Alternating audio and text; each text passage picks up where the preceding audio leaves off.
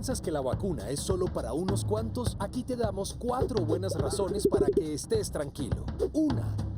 Vamos a vacunar al 70% de la población en 2021, lo que significa 35 millones de colombianos. 2. Todos tenemos un turno para vacunarnos. El orden se define por edad, por las enfermedades preexistentes y el personal de la salud.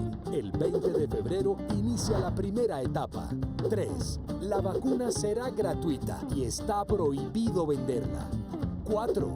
Ya están preparados los protocolos para el transporte a las poblaciones más apartadas de Colombia. Nadie se va a quedar por fuera. No te dejes engañar. Las vacunas son un derecho para todos los colombianos y lo único que tienes que hacer es esperar tu turno para ponértela. Detener el contagio es responsabilidad de todos.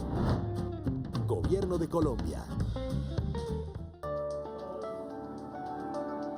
Colombianos, muy buenas tardes. Los saludo una vez más desde la Casa de Nariño, la casa de todos los colombianos, y le damos la bienvenida a nuestro espacio de prevención y acción, dándole gracias a Dios, pidiéndole siempre por nuestro país y enviando el mensaje todos los días, incesante, del uso obligatorio del tapabocas, el distanciamiento físico, los protocolos de bioseguridad y, por supuesto, evitar las aglomeraciones.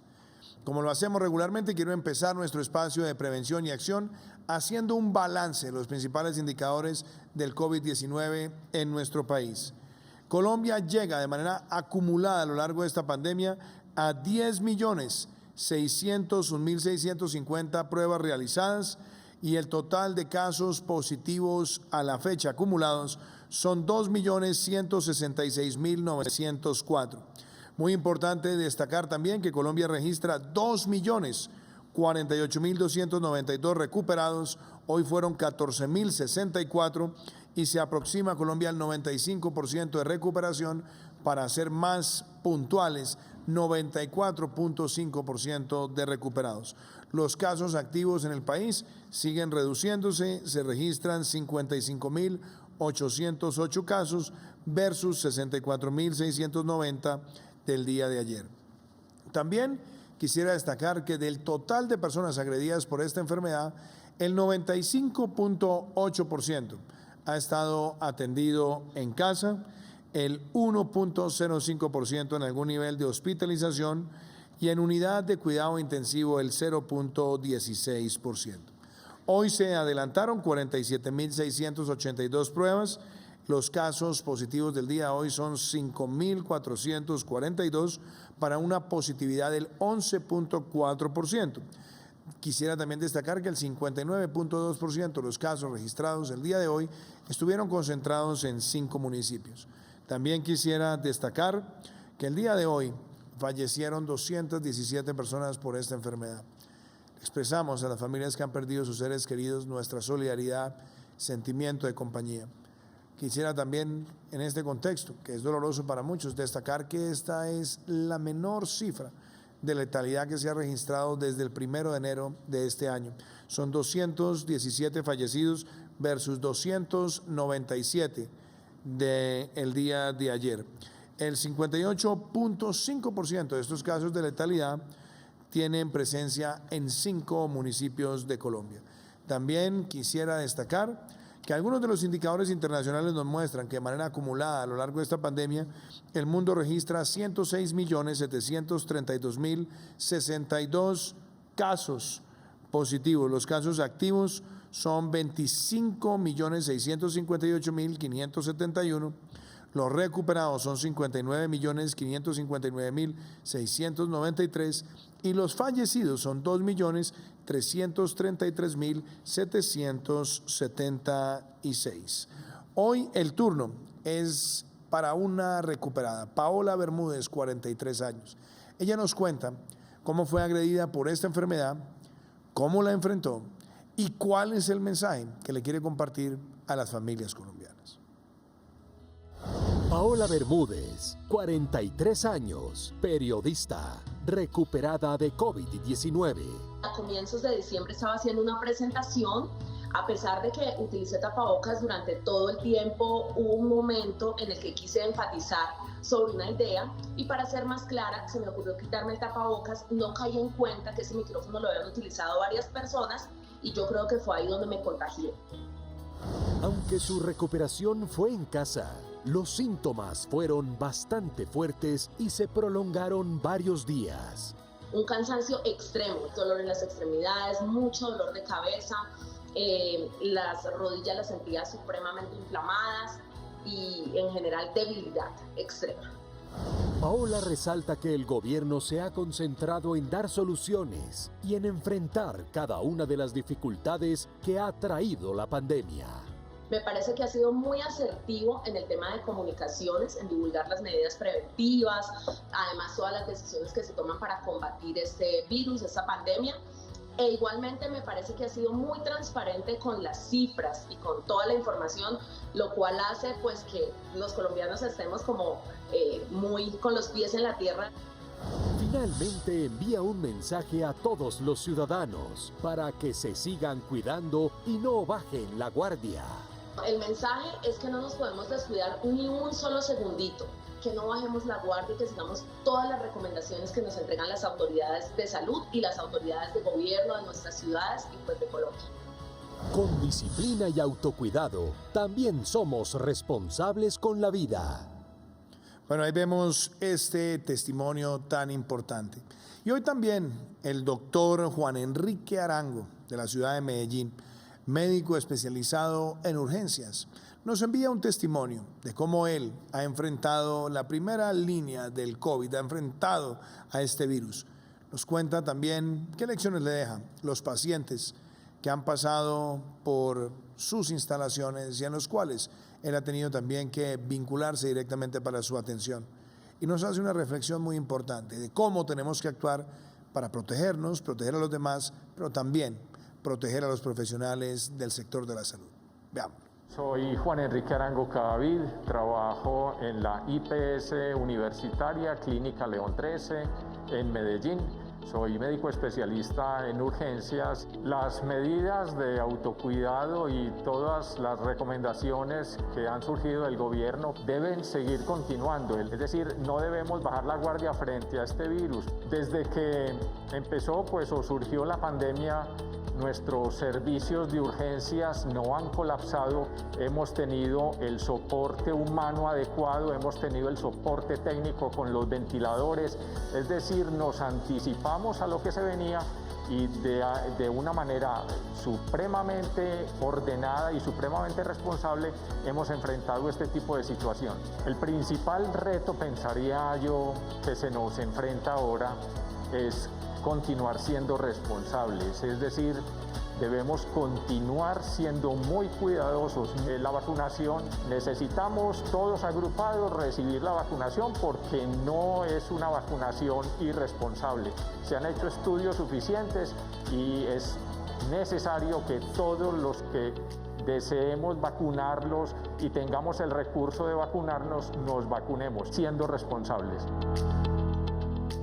Muchísimas gracias al doctor Arango. Y hoy también quiero seguirles contando que el PAEF llega a la micro, pequeña, mediana y gran empresa en todo el territorio nacional. Llega subsidiando 40 o 50% del salario mínimo legal mensual de esos trabajadores que están vinculados a empleadores que han visto afectados sus ingresos 20% o más con ocasión a la pandemia. Hoy el turno es para Cima Ingeniería, una compañía que gracias al PAEF protege el puesto de trabajo de muchos de sus colaboradores y sigue trabajando intensamente en la reactivación segura de Colombia. Sin duda ha sido una gran ayuda que el gobierno nos ha dado a todos los empresarios. Es un salvavidas, no solamente para la empresa colombiana, sino para los empleados y poder mantener la economía. Nosotros tenemos 10 empleados directos, de los cuales han sido beneficiados los 10 empleados. Es una muestra de la política de gobierno, una política social y una política de emprendimiento claro para apoyo a los empresarios y no dejar que la economía caiga. Los empresarios, yo creo que tenemos un compromiso con el país, es un compromiso que debe venir desde el corazón de cada uno y es un compromiso con nuestros trabajadores, que son el alma de las compañías, y por ello debemos propender por continuar adelante y hacer los mayores esfuerzos. Somos muchos los que nos hemos beneficiado y muchos los que agradecemos a la Presidencia de la República por estas excelentes labores y estas excelentes ayudas que nos permiten continuar adelante. Esto nos ayuda a construir país, a construir humanidad y con cariño seguir haciendo empresa por Colombia. Un mensaje muy importante de cómo el PAEF sigue llegando a distintos lugares de nuestro país. Y hoy, queridos colombianos, tenemos un invitado especial, el secretario general de la Organización de las Naciones Unidas, Antonio Guterres. Secretario, muchas gracias por estar con nosotros en Prevención y Acción. Y déjeme empezar por lo siguiente. Tuvimos la ocasión de hablar en días pasados sobre todo el esfuerzo multilateral que debemos hacer para avanzar en este plan de vacunación en todos los países.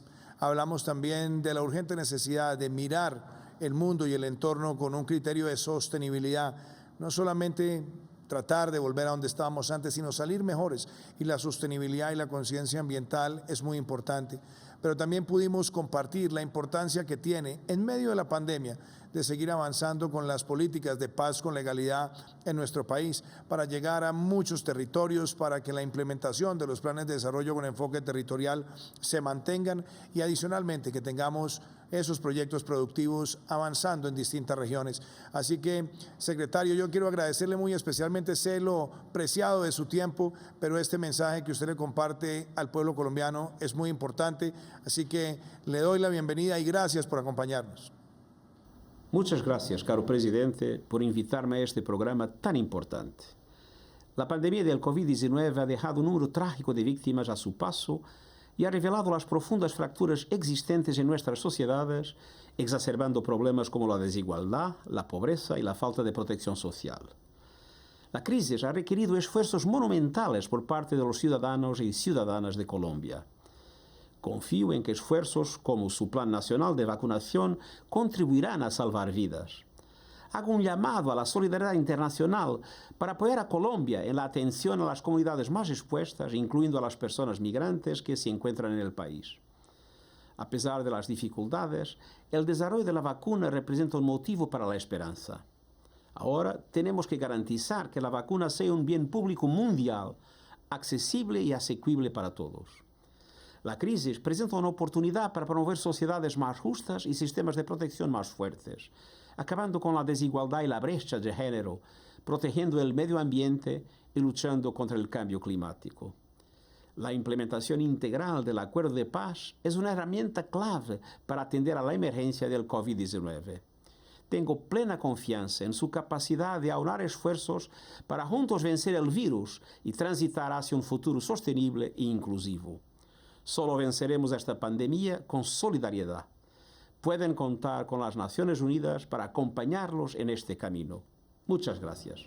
Muchísimas gracias, secretario Guterres, y muchas gracias también por ese mensaje de apoyo al Plan Nacional de Vacunación frente al COVID-19 y también agradecerle los deseos y además la colaboración suya, de su equipo, para que podamos con la movilización de recursos internacionales también atender a la población migrante en nuestro país, obviamente dentro de un proceso de regularización que nos permita tener esa información precisa. Muchísimas gracias, señor secretario. Y también está con nosotros el señor ministro de Salud, Fernando Ruiz. Una vez más vamos a abordar preguntas de los ciudadanos y a tocar varios temas esta noche.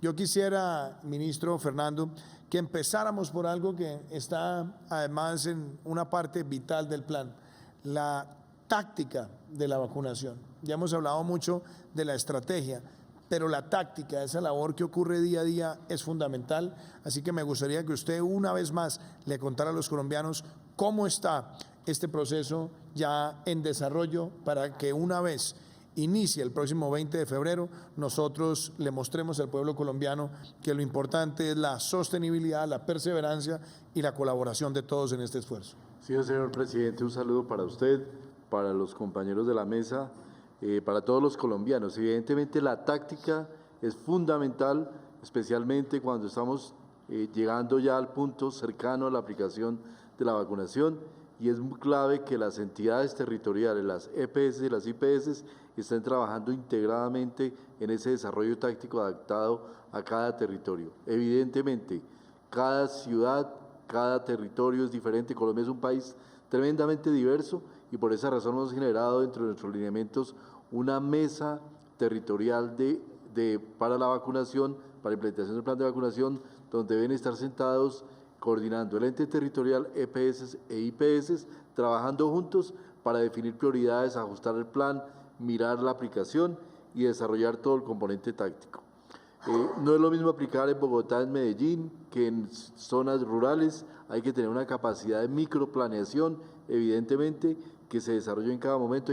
Tenemos que desarrollar cumplimientos de metas especificadas para cada periodo de tiempo y la aplicación de las vacunas. También debemos tener capacidad de aplicación intramural y extramural en la medida que vaya transcurriendo el operativo del Plan Nacional de Vacunación, que vamos avanzando en las diferentes etapas.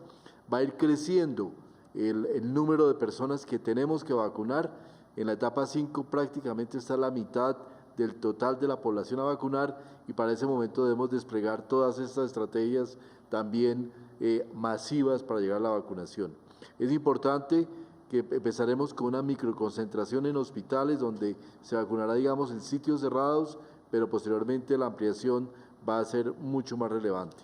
Es importante tener en cuenta lo que sucede en área rural, cercanía con los líderes, nuestro trabajo con promotores de la salud. Los líderes comunitarios son fundamentales para poder tener un mejor ajuste de la planeación y la ejecución. También debemos tener claros los sitios de vacunación, la asignación de los diferentes turnos para la vacunación y en algunos casos vamos a tener que seguramente hacer vacunación casa a casa siguiendo todos los protocolos para poder llevar a cabo todo este proceso de vacunación. Hay viviendas únicas que se encuentran aisladas, operativos en zonas selváticas rurales son muy complejos y necesitamos que todas las entidades territoriales fortalezcan su estructura del PAI sobre la cual soportamos este proceso. El programa ampliado de inmunización es la base, presidente, sobre la cual se plantea todo el proceso de vacunación. Y una cuña, presidente, vamos hoy en la noche a colgar la base de talento humano en salud en Mi Vacuna para que ya esas personas, trabajadores de la salud de primera línea, estén completamente vinculados y puedan desde mañana probablemente empezar a consultar las personas que están registradas en Mi Vacuna, postularse y un llamado muy especial a los gerentes de los hospitales. Todavía se puede seguir alimentando esta base de datos. Nos falta incluir, creemos, mucho personal que no es trabajador de la salud, sino el personal logístico, los celadores, los cuidanderos, los camilleros, las personas que hacen la limpieza, son muy importantes porque están dentro de las unidades de cuidado intensivo, dentro de los servicios de urgencia y tenemos que llegar a ellos también con esta primera línea de vacunación. Muchas gracias, ministro. Y como lo hemos venido haciendo estos días, lo voy a invitar a que veamos algunas preguntas y las vamos contestando entre los dos. Veamos cuál es la primera. Buenas tardes, mi nombre es Andrés Higuera y tengo una pregunta para el presidente de la República. ¿Cómo garantizar que regresemos a la normalidad entre gente vacunada y personas que prefieren no vacunarse? Andrés, muchísimas gracias. Yo empiezo por lo siguiente. Qué buena pregunta, ministro Fernando, porque yo creo que tenemos que decirle a Andrés lo siguiente, y es que la invitación es que todos nos vacunemos, todos los que estamos dentro de la población elegible, la población objetivo, tenemos que hacerlo. Al hacerlo, no solamente nos estamos cuidando nosotros, sino que estamos cuidando a los demás. Y por supuesto, el reto que tenemos es llegar a esos 35 millones de colombianos en el año 2021, hacerlo eficazmente. Y algo, Andrés, que también es muy importante, llegar a ese 70% de la población es un objetivo de protección de todo nuestro país. Por eso es más que pensar en cómo vamos a convivir los que quieren y los que no quieren, es cómo vamos a lograr todos convencernos, ir con confianza, con tranquilidad a cumplir ese propósito. Tenemos claridad en la efectividad, en la seguridad, en la gratuidad y además, algo que es muy importante, la voluntariedad. Pero si todos le decimos al amigo, al compañero, al familiar. Cumplamos con la vacunación. Nos estamos protegiendo nosotros y estamos protegiendo a los demás. Fernando, ¿qué quisieras decirle a Andrés? Yo quisiera decirle a Andrés que las vacunas probablemente de todas las intervenciones médicas son la intervención más segura, la que menos riesgos y menos efectos secundarios tiene. Cada año en el mundo se aplican millones de vacunas para muchas enfermedades. Hemos sido capaces de erradicar enfermedades como la viruela y la polio con las vacunas, sin efectos críticos secundarios importantes. El COVID no tiene por qué ser la excepción y la invitación es a todos los colombianos a vacunarse. Si no nos vacunamos todos, vamos a seguir prolongando esta situación indefinidamente con todas las consecuencias, no solo para quien no se vacuna, sino para todos los colombianos. Veamos la siguiente pregunta. Buenas tardes, mi nombre es Freddy Cerquera. Quisiera hacer una pregunta. ¿Podremos seguirnos vacunando contra otras enfermedades mientras me estén vacunando contra el COVID? Qué buena pregunta la que hace Freddy, ministro. La respuesta es sí, claro, desde luego. Tenemos que seguir avanzando con la vacunación tradicional. Por eso hemos dicho aquí en Prevención y Acción que arranca también el plan ampliado de inmunización, que tenemos que seguir cuidando nuestra salud y la de nuestros hijos y por supuesto no hay nada que impida que recibiendo la vacuna con el COVID-19, contra el COVID-19 también sigamos recibiendo otras vacunas en nuestro país. Ministro Fernando. Sí, la población adulta va a poder seguir aplicando esa vacuna contra la influenza. Es más, esto ayuda a reducir el impacto de las enfermedades respiratorias. No hay ningún problema en vacunarse contra las demás enfermedades. Veamos qué otra pregunta tenemos. Muy buenas tardes, mi nombre es Cristian Rodríguez. ¿Se mantendrán las medidas de autocuidado aunque ya empiece la vacunación? Cristian, muy buena pregunta. La respuesta es, tenemos que seguir manteniendo todas las medidas aún empezando la vacunación. Tenemos que seguir con el tapabocas, el distanciamiento físico, los protocolos de bioseguridad y por supuesto también evitar las aglomeraciones. ¿Por qué? Porque este es un proceso que empieza. Y tenemos que llegar a esa meta, 35 millones de colombianos, inicialmente 70% de la población, pensando en la inmunidad colectiva.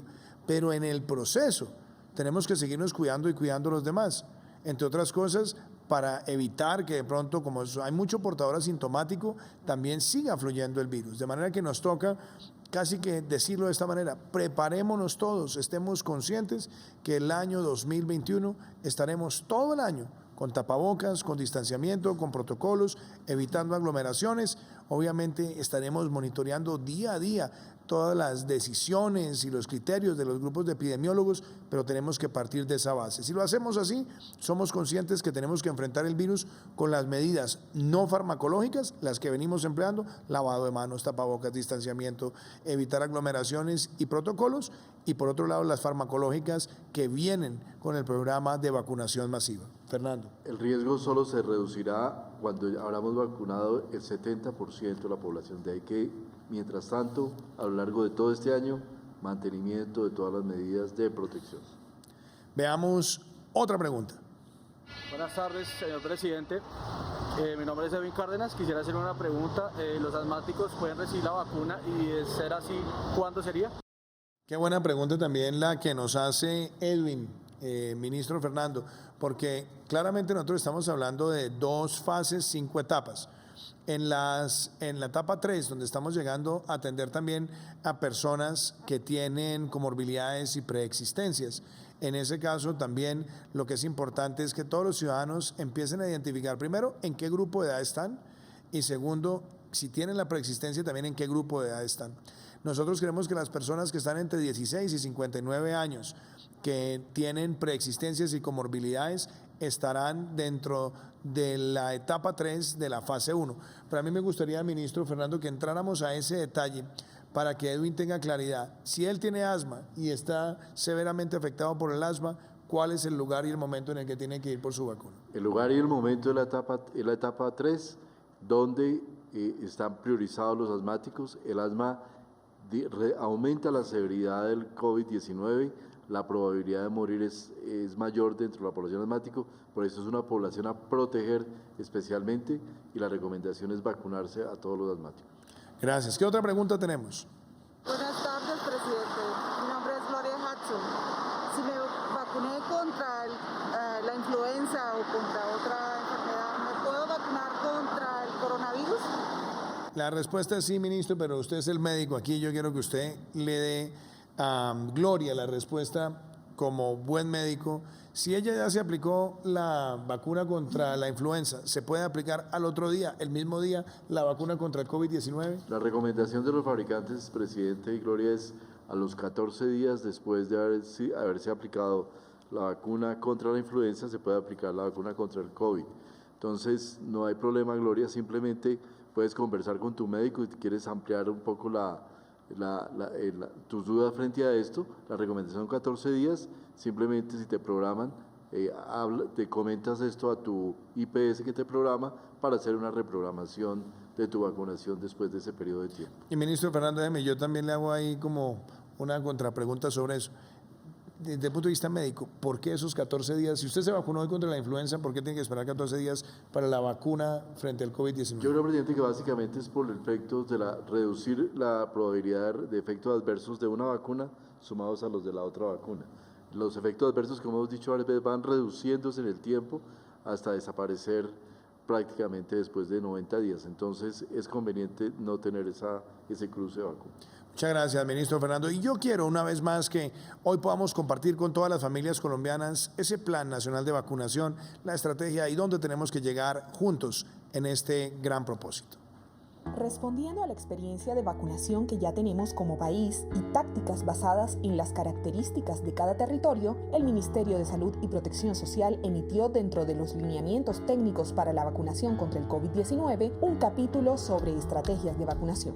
Es importante que todos los actores establezcan su microplaneación local, es decir, saber cómo, cuándo y dónde aplicar la vacuna, garantizando el cumplimiento de la meta establecida en cada fase y etapa, las cuales deben ser evaluadas y ajustadas permanentemente en la medida en que avanza la vacunación.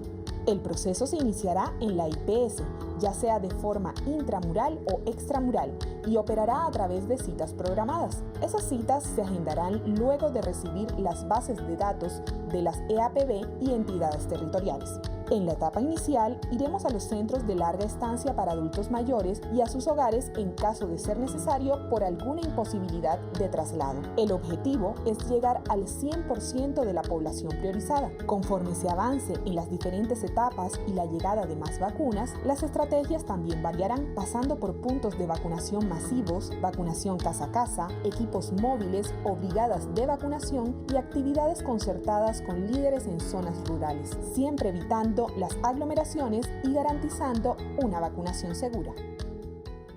Importante mensaje. Y está con nosotros el doctor Diego García. El doctor Diego García fue durante 8 años el director del programa ampliado de inmunización en nuestro país y hoy asesora también la gobernación de Cundinamarca, no solamente frente a la vacunación regular que se hace dentro del programa ampliado de inmunización, sino también está acompañando en el departamento de Cundinamarca el alistamiento, la preparación y todos los aspectos logísticos y técnicos para ser exitosos en el plan de vacunación frente al COVID-19. Doctor García, gracias por estar con nosotros en Prevención y Acción y cuéntenos también de eso que tanto se dice por la Organización Panamericana de la Salud. ¿Por qué Colombia es visto como un campeón regional en materia de inmunización y por qué con la experiencia que tenemos en el PAI tenemos un elemento de certeza y de optimismo frente a este plan de vacunación que tiene como meta llegar a 35 millones de colombianos? Reciba un cordial saludo, presidente. Eso es muy cierto. Después de haber estado 8 años al frente del programa de vacunación del Ministerio de Salud, puedo asegurarle que el país tiene una amplia experiencia en estrategias y tácticas de vacunación. Históricamente, el país ha garantizado y mantenido unas coberturas de vacunación cercanas al 95% gracias al trabajo articulado entre las entidades territoriales, las IPS, las EPS y con el liderazgo del Ministerio de Salud. Todo esto para garantizar estrategias que han permitido llegar a la población con las vacunas. La mayoría de las vacunas, sin embargo, se aplican intramuralmente, o sea, dentro de los servicios de salud, en instituciones con altos estándares de calidad y que han estado certificadas y habilitadas por el Ministerio de Salud para prestar los servicios de vacunación. Sin embargo, también se tiene una experiencia muy importante con estrategias extramurales que pueden ser casa a casa o por microconcentración. En las estrategias casa a casa, los vacunadores llegan golpeando las casas, las familias de las personas, buscando a aquellas personas que no han puesto la vacunación de sus niños o del resto de la población al día y vacunándolos allí en sus hogares. y por microconcentración son estrategias a través de las cuales se convocan a las personas a través de los líderes comunitarios del plan de intervenciones colectivas y las personas llegan a un sitio donde se concentran para recibir la vacunación también. Hemos avanzado además en estrategias en centros educativos. Yo recuerdo ahorita la estrategia de campaña de vacunación que hicimos en el año 2011-2012 para jóvenes y adolescentes, en los que vacunamos contra el sarampión a cerca de 8 millones de estos adolescentes y jóvenes en un periodo aproximadamente de unos 6 a 7 meses. Entonces el país realmente tiene experiencia en una vacunación rápida, progresiva y con altos estándares de calidad. También se ha trabajado en colegios con la vacunación contra el virus de papiloma humano. 2012-2013 el país alcanzó coberturas de vacunación en esta población cercanas al 98%, y igualmente Colombia cuenta con un personal vacunador altamente calificado, certificado en competencias laborales por el SENA, y aquí es muy importante porque el trabajo con el SENA no es un trabajo de ahorita con el COVID, es un trabajo que se ha venido realizando años atrás. Todos los vacunadores del país han sido certificados en estas competencias laborales y contamos con un personal igualmente con altos estándares de calidad y de compromiso con el programa. Adicionalmente, el país también ha hecho una importante inversión en la cadena de frío, en fortalecer esa red de frío que tenemos en el país, no solamente en el nivel nacional, sino en niveles regionales, municipales, en los locales, garantizando el establecimiento y la construcción de centros de acopio, y adicionalmente el fortalecimiento y la dotación con cajas térmicas y termos, que es lo que nos ayuda a poder garantizar esa estrategia extramural, llegar a la casa y llegar a las comunidades y a las zonas más alejadas del país. Muchísimas gracias, doctor Diego, y es un gusto ver además esa experiencia del Gobierno Nacional y usted cómo la está llevando a lo territorial. Vamos a trabajar muy de la mano con usted, con el gobernador Nicolás también, y tenemos ese reto, pero lo vamos a sacar adelante entre todos. Yes, presidente. Y también nos acompaña la doctora Yunivet Castro. Ella es la directora del programa ampliado de inmunización en el departamento de Arauca. Doctora Yunivet, muchas gracias por estar con nosotros en Prevención y Acción.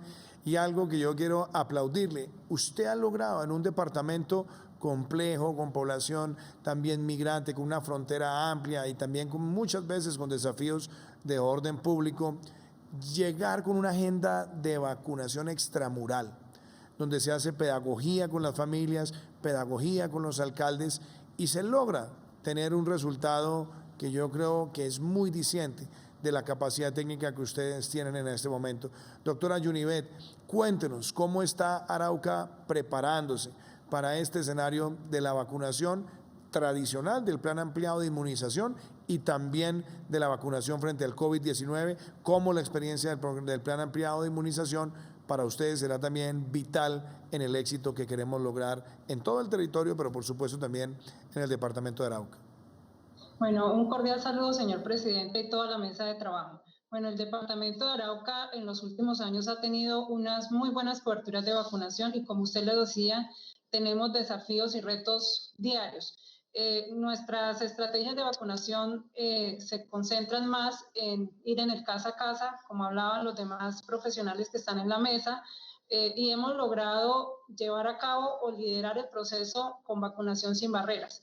Quiere decir que hemos vacunado a la población colombiana, a la población migrante durante muchos años, y por eso tenemos experiencias exitosas en el departamento de Arauca, y sabemos que con COVID, la vacunación para la prevención del COVID también nos va a ser exitosa. Estamos en un trabajo minucioso con cada una de las IPS, las alcaldías territoriales, las EPS, los diferentes actores, con el fin de que la vacunación en el departamento sea un éxito y que más familias, que me incluyo yo, hemos pasado por la situación de perder nuestros seres queridos por el COVID, no pasen ni vuelvan a suceder o no tengan que vivir esta amarga experiencia. Doctora Yunivet, muchísimas gracias y todos mis mejores deseos de éxito para usted y para todas las autoridades sanitarias en el departamento. Cuenten con nosotros y gracias por acompañarnos en Prevención y Acción. También quiero informarle a todos los colombianos una vez más la medida que adoptamos frente al fenómeno migratorio en Colombia, el Estatuto de Protección Temporal. Quiero hacer esta reflexión para todos los colombianos. En nuestro país hemos visto que hay presencia de cerca de 1.8 millones de migrantes.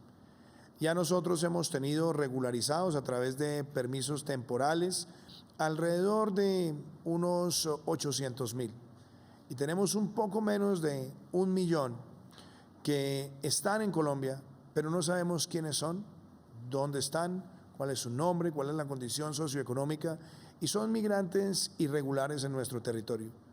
La gran mayoría lleva en nuestro país meses y algunos años, pero muchos de ellos también han caído prisioneros de grupos de embaucadores que los extorsionan o los presionan o les exigen dinero para tramitarles de manera fraudulenta la identificación para poder estar en nuestro país.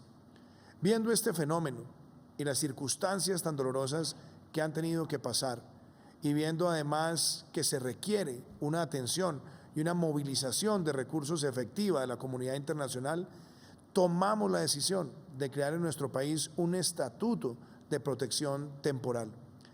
¿Qué quiere decir esto? Que los que ya estaban regularizados siguen regulares en nuestro país, ya no tienen que estar actualizando los permisos periódicamente y eso les da también certeza, tranquilidad.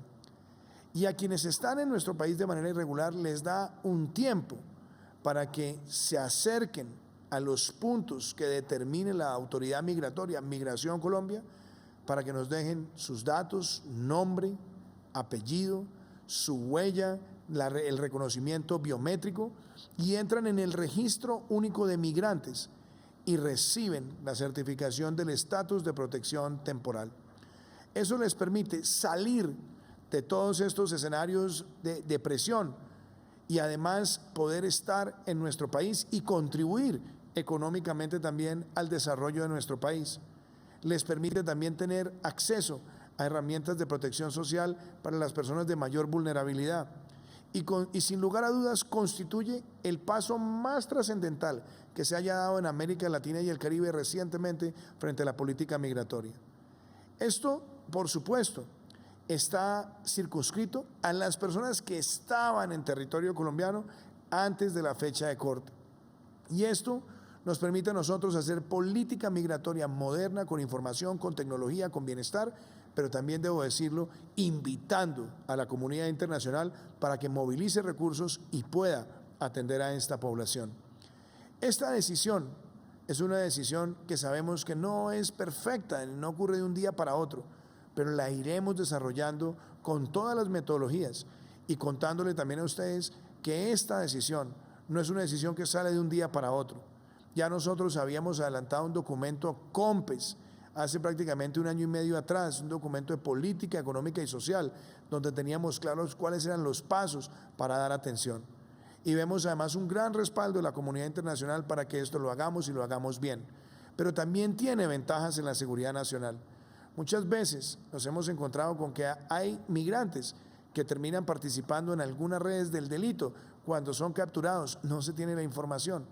El hecho de estar regularizado implica que tienen que estar sujetos de manera clara a todas las leyes en nuestro país y que en caso de violarlas tendrán sanción efectiva. Pero más allá también de esto, permite a muchos niños, a muchas familias, tener un tratamiento humanitario. Y sabemos que no somos un país rico, somos un país de ingreso medio, pero también queremos mostrarle al mundo que a nosotros como colombianos nos define la solidaridad y la fraternidad frente a hermanos y hermanas que han tenido que huir de su territorio ante la destrucción económica y social. La inflación en Venezuela el año pasado fue del 3.700%. El salario mínimo en Venezuela ha sido de 35.000 pesos. La pobreza puede estar en el orden del 90% y muchas personas han llegado con hambre y buscando oportunidades en nuestro territorio. Durante muchas décadas, Venezuela acogió a los ciudadanos colombianos en momentos de muchas dificultades. Sabemos que esto es un reto para nosotros, un reto para el mundo, que implica la solidaridad, pero también la exigencia de cumplir con las leyes de nuestro país. De manera que esta medida, que también ocurre en medio de la pandemia, tiene también unas implicaciones positivas en términos de salud. Y yo quisiera que sobre eso el ministro Fernando Ruiz también nos hiciera ese comentario. Porque esta medida, que ha sido tomada y acompañada por organismos multilaterales, por grupos de donantes, que por supuesto se manifestarán en el país, tiene implicaciones importantes, no solamente en la atención regular en el sistema de salud, sino también para la protección y la búsqueda de la inmunidad colectiva y poderlos atender también en territorio colombiano. Ministro Fernando. Sí, presidente, es un hecho que en este momento a esa población solo le estamos atendiendo en servicios de urgencias. Y esos servicios de urgencias en este momento han costado a los hospitales públicos de este país más de 258.000 millones de pesos. Pero el problema crítico no está ahí, el problema está en que somos conscientes de que por no tener un estatus migratorio, por no tener una condición regular en el país, no tienen acceso a muchos tratamientos, a muchas medidas de prevención que deberían estar recibiendo. Tratamientos contra el cáncer, contra enfermedades crónicas, toda esa protección que debe tener el individuo. De manera que, presidente, que esto es una muy buena noticia para ellos, pero también para toda la estructura de protección del sistema de salud, todo el derecho a la salud que debe incluirlos claramente, señor presidente. Muchísimas gracias, ministro Fernando. Y para hablar sobre el Estatuto de Protección Temporal en el marco de la pandemia, también está con nosotros el director de Migración Colombia, doctor Juan Francisco Espinosa. Hablemos ya del aterrizaje de estas medidas. Medidas que además quiero informarles, están los decretos expedidos para comentarios, que lo estaremos firmando en los próximos días, pero muchas personas se preguntan, el migrante, ¿a dónde tiene que acudir para regularizarse? ¿Cuál es el trámite? ¿Qué documentos? ¿Cómo es el tema biométrico? Expliquémosle a los colombianos cómo está previsto todo este procedimiento. Presidente, buenas noches. Colombianos, buenas noches. En efecto, dadas sus instrucciones, ayer se publicó el proyecto de decreto y esto es una realidad. En términos de Filippo Grandi, el alto comisionado para los refugiados, es ni más ni menos que el gesto humanitario más importante en el continente desde los 80s. Es una realidad, inició y ahora lo que va a suceder es que más de 1.8 millones de migrantes venezolanos van a poder acceder al sistema de seguridad social, van a poder tener mejores condiciones de empleo, inclusión financiera, social, económica. ¿Cómo empezamos? Primera fase, una fase de enrolamiento y caracterización socioeconómica, totalmente digital, apalancada en tecnología a lo largo de todo el país, como mediante terminales electrónicas celulares, con un gran apoyo de la cooperación internacional que nos ha expresado su interés. No podemos proteger a quienes no conocemos y por eso este procedimiento empieza a tener la información integral de todos esos migrantes regulares e irregulares para pasar a una segunda fase que es segura para el país. Esa segunda fase es la captura de identificación biométrica, imágenes, huellas, iris. ¿Para qué? Para que esas personas finalmente logren tener una identidad. Se quedaron sin un país que los identificara, Colombia procede a hacerlo y eso nos va a permitir oportunidades para una infinita mayoría de migrantes venezolanos decentes y buenos y, por supuesto, rigidez y judicialización para aquellos que tomen el camino que no debe ser. ¿Cuánto nos vamos a demorar en esto? Nos toma tiempo, son 2 años de arduo trabajo en donde la concentración es este 2021. Muchísimas gracias, doctor Juan Francisco. Doctor Lucas Gómez, usted ha sido el gerente también de Fronteras, trabajando con todas las agencias de cooperación internacional. Algo que es motivante también es que, sabiendo que esta decisión trae también costos, hemos visto una reacción muy buena de la Unión Europea, de los Estados Unidos, de Canadá, de Japón, de las mismas Naciones Unidas. Veíamos ahora el testimonio del secretario Guterres. La comunidad internacional quiere ayudar, quiere movilizar recursos para que este proceso de atención sea efectivo y entendiendo que Colombia no puede hacer sola todo el esfuerzo, que por eso el acompañamiento también de la comunidad internacional es fundamental. Estas dos fases y el financiamiento de las mismas por parte de la comunidad internacional y el acompañamiento, cuéntenle a los colombianos cómo se va a adelantar. Presidente, muy buenas noches y muy buenas noches para todos los colombianos. Este es un anuncio sin precedentes el que usted hizo ayer y justamente la cooperación internacional, la comunidad internacional toda entera está acompañando este proceso a Colombia. Aquí tenemos que pasar del anuncio a la acción y por eso ya el 17 de junio tenemos prevista una conferencia de donantes en donde Canadá va a liderar esa mesa y vamos a reunir los recursos necesarios para hacer frente a esta gran apuesta que está haciendo el país. Una apuesta desde el punto de vista de la regularización que tiene como objetivo la integración socioeconómica de esta población. Aquí hemos evidenciado grandes dificultades que ha tenido la población en situación de irregularidad y vamos a trabajar para que todos esos recursos que vamos a recoger en esa conferencia de donantes, presidente, lleguen no solamente a los migrantes, sino también a las comunidades de acogida. En ese sentido, habrán recursos para emprendimientos, recursos también en salud, que lo decía muy bien el ministro, y ya estamos apostándole a que todo esto que circunscribe el Estatuto Temporal de Protección sea un beneficio para el país y para los migrantes. Muchísimas gracias, doctor Lucas. Veamos algunas preguntas que nos han enviado los ciudadanos sobre esta decisión en el marco de la pandemia. Veamos la primera. Hola, mi nombre es Iris Colina. Hola, presidente. Mi pregunta es si al regularizarnos nuestra condición laboral cambiaría. Esa pregunta es importante, doctor Juan Francisco, porque primero, este estatuto aplica para esas personas regulares y que están en proceso de regularización, que estaban en el país en el momento del corte, de la fecha de corte. Pero la pregunta de Iris es, ¿cómo incide esto en el mercado laboral? Claramente, lo que tenemos hoy no es bueno, porque las personas que están irregulares en el territorio colombiano, muchas veces aparecen personas que las contratan informalmente y les pagan por debajo de lo que le pagarían a un colombiano si lo tienen que contratar formalmente. Y eso, por supuesto, distorsiona el mercado laboral de nuestro país. Ahora, al iniciarse ese trámite de regularización, obviamente quien los vaya a contratar a ellos tiene que hacerlo con las mismas condiciones que lo harían con un colombiano, entonces le pone fin a esa competencia laboral desleal que muchas veces se presenta. Y por otro lado, también les da la garantía de, al ser contratados formalmente, entrar al régimen contributivo. También las personas que están a nivel de vulnerabilidad, que estarían en el sistema, en el régimen subsidiado, pues también lo podrían hacer con plena información y no enfrentarnos a la situación donde hoy muchas veces, ante la carencia de registro y de identificación, tienen que acudir, por ejemplo, a las salas de urgencia, como lo describía ahora el ministro Fernando Ruiz, y por supuesto el costo y la deuda que esto implica para el sistema de salud, pues es obviamente muchísimo más grave. Ahora, con estas medidas, en la medida que las personas van regularizando, tenemos mejores herramientas para el manejo migratorio. ¿Qué le contestaría usted a Iris, Juan Francisco? Totalmente de acuerdo, presidente. Esto nada menos y nada más que eleva el estándar laboral en Colombia. ¿Por qué? Porque rompe esa competencia abusiva, en donde algunas veces contratan a un migrante pretendiendo ayudarlo por un bajo valor. Ese bajo valor le quita la oportunidad a un colombiano y deteriora la base laboral. Con este mecanismo del estatuto, todos bienvenidos al sistema de seguridad, al aporte, a la solidaridad, subimos el estándar y se compite en condiciones de igualdad. ¿Qué otra pregunta tenemos? Mi nombre es Alice Mendoza y mi pregunta es, señor presidente, ¿cómo debo aplicar en la regularización?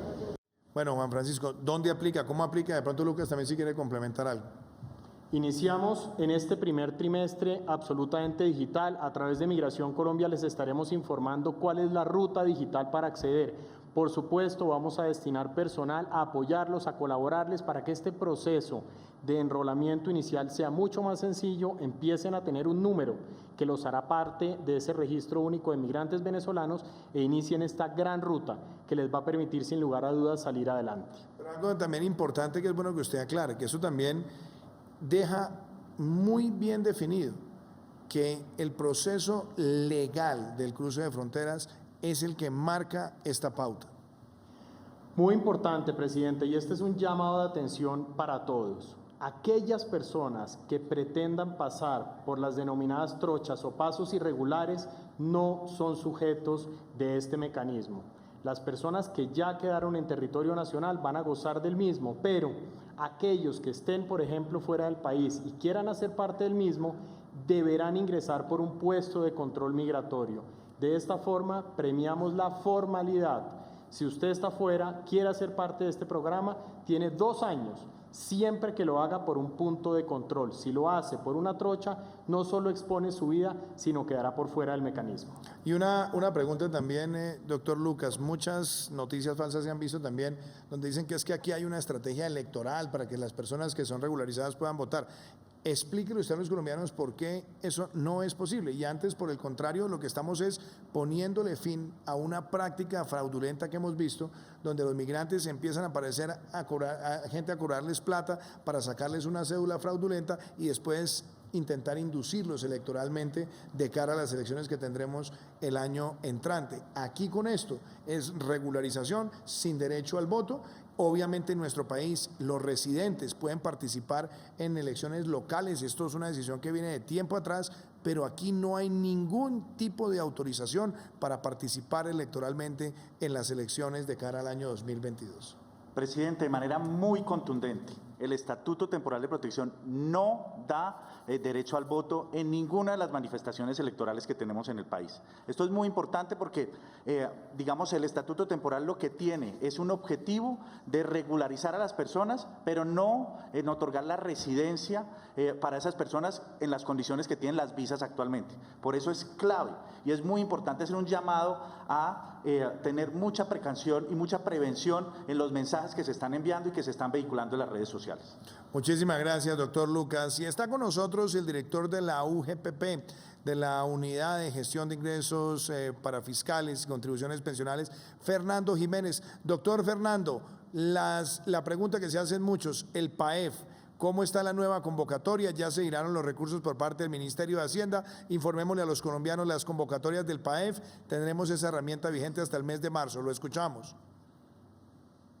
Este programa es un mecanismo de reactivación económica que ya ha entregado 5.8 billones de pesos para apoyar a las empresas y proteger los ingresos de los trabajadores colombianos. Empleadores del archipiélago de San Andrés, Providencia y Santa Catalina, no dejen pasar esta oportunidad y postularse para el apoyo económico. Sabemos que las entidades financieras los están contactando para informarles lo importante que es que accedan a esta posibilidad. Recordemos la protección especial que tienen las empresas de los sectores turismo, entretenimiento y recreación, alojamiento y servicios de comida, y para los empleadores de mujeres. Recibirán el 50% de un salario mínimo por cada trabajador, es decir, 454.000 pesos. Postularse es muy sencillo. A través de las entidades financieras, diligenciar el formulario único de postulación y acompañarlo de la certificación de cumplimiento de los requisitos. La UGPP atenderá a través de los espacios virtuales en vivo todas las preguntas que tengan los empleadores en relación con el programa PAEF para que puedan postularse oportunamente antes del 17 de febrero. Muchísimas gracias, doctor Fernando. Y claramente ya el Ministerio de Hacienda giró 454.000 millones de pesos para este apoyo en el mes de enero. Y estamos hablando de un programa que llega a más de 140.000 empresas en todo el país y que sobre todo protege a cerca de 3.6 millones de trabajadores. Está con nosotros también el ministro de Vivienda, Ciudad y Territorio, Jonathan Malagón. Ministro Malagón, hablemos por un instante de reactivación segura. Ventas de vivienda en el año 2021. ¿Cómo nos fue en el primer mes del año? Y también la meta que tenemos para generar empleo, acelerar nuestra recuperación económica, nuestra reactivación, pero también algo importante, brindar equidad, abriendo el espacio a muchas familias para hacerse propietarios. Antes de escucharlo, los invito a todos ustedes para que vean este testimonio de cómo van las ventas de vivienda en el 2021 pensando en la reactivación segura.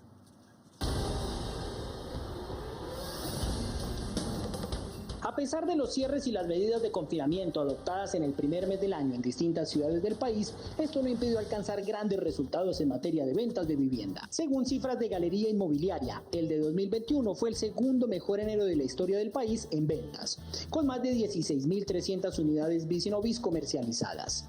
En el primer mes del año se vendieron más de 11.300 viviendas de interés social, solo 500 unidades por debajo de enero de 2020. Las ventas no bis, por su parte, se ubicaron por encima de las 5.000 unidades, con una expansión del 0,1% frente a enero del año pasado, y completando 5 meses consecutivos de recuperación. De esta manera, el sector vivienda se sigue consolidando como gran protagonista de la reactivación económica del país. Incluso si se compara con otros países de América Latina y del mundo, la dinámica de ventas de Colombia es un referente a nivel regional y global. Estos excelentes resultados se explican en gran medida gracias a la política de los 200.000 subsidios para la compra de vivienda, lanzada por el presidente Iván Duque, la cual avanza a muy buen ritmo. Cerca de 43.000 familias colombianas han cumplido el sueño de tener casa propia por cuenta de esta estrategia. Por otra parte, las cifras de Galería Inmobiliaria muestran que las iniciaciones de vivienda se siguen recuperando. Aún en medio de la pandemia, se están iniciando nuevas obras en el país. En el primer mes del año se iniciaron más de 13.300 viviendas, con una expansión del 3,7% frente a las iniciaciones de enero de 2020. Los resultados de enero ratifican el liderazgo de la vivienda en el compromiso por Colombia para la reactivación de la economía. Buenas noches, presidente, compañeros de gabinete, colombianos. En días recientes, varios medios de comunicación internacional nos han contactado a preguntarnos cómo es posible que mientras en varios países del mundo la crisis asociada al COVID ha traído consigo un desplome en los indicadores de comercialización de vivienda, aquí en Colombia estemos alcanzando récords históricos. Y la verdad es que lo que está pasando en el país es francamente muy positivo. Aquí se venden tantas viviendas como en Brasil, teniendo Brasil 4 veces más población. Se vende el doble de viviendas de un país como España, que tiene una población similar a la nuestra. Somos, desde el punto de vista per cápita, el país de América Latina donde más se están comercializando viviendas. Las razones son fundamentalmente 2. La primera, la valentía, el denuedo, la determinación de los hogares colombianos que no han permitido que esta pandemia doblegue sus espíritus ni aplace sus sueños de ser propietarios. Y lo segundo, claramente, es una política de vivienda que pone en el centro al ciudadano y de manera simple les permite acceder a casas por menos de lo que pagarían por un arriendo. Los resultados en enero son buenos, más de 16.000 viviendas a pesar de los cierres que tuvimos en varias de las principales capitales, y nos permiten avisorar que con este ritmo llegaremos a 200.000 viviendas comercializadas en todo el 2021, batiendo el récord que alcanzamos en el año 2020 y construyendo lo equivalente a 2 veces Neiva o 3 veces Buenaventura, pero solo de propietarios. Y eso a su vez traerá consigo que este país por primera vez en su historia alcance más de 1.100.000 empleados en el sector edificador. Muchísimas gracias, ministro Malagón, y eso es todo por hoy en Prevención y Acción. Los dejo con un mensaje de autocuidado y mañana estaremos también contestando preguntas a los ciudadanos sobre el Plan Nacional de Vacunación frente al COVID-19 y estaremos también compartiéndoles a ustedes avances en los proyectos de reactivación segura para el 2021. Nos cuidamos, cuidamos a los que nos quieren y salimos adelante. Este mensaje de autocuidado es que esto es de todos. Actuemos con responsabilidad, evitemos propagar el virus y reactivémonos con seguridad. En recintos cerrados o con poca ventilación, respeta los protocolos. Mantener abiertas puertas y ventanas garantiza espacios libres del virus. En tiendas y restaurantes, guarda el correcto distanciamiento entre empleados, clientes y visitantes. Contar con estaciones de bioseguridad y desinfección es nuestra responsabilidad. Apoyemos la reactivación segura. ¿Qué es eso de inmunidad de rebaño? 3 claves para entender cómo funciona. Primera, la vacuna hace que tu organismo luche contra el virus derrotándolo. Los primeros vacunados evitarán contagiar a 3 personas cercanas, quienes contagiarían a otras 3. Es decir, una sola vacuna puede evitar al menos 45 contagios en cuestión de días. Segunda, al vacunar a 35 millones de colombianos, el riesgo de contagiarse es tan bajo que deja de ser una pandemia para convertirse en una enfermedad aislada fácil de controlar. Tercera, no ponerse la vacuna aumenta el tiempo que necesitamos para alcanzar la inmunidad de rebaño. No es obligación ponérsela, más bien es un deber con las personas que nos rodean. Entender cómo funciona es la clave más importante para unirnos y alcanzar esta meta. Detener el contagio es responsabilidad de todos. Gobierno de Colombia.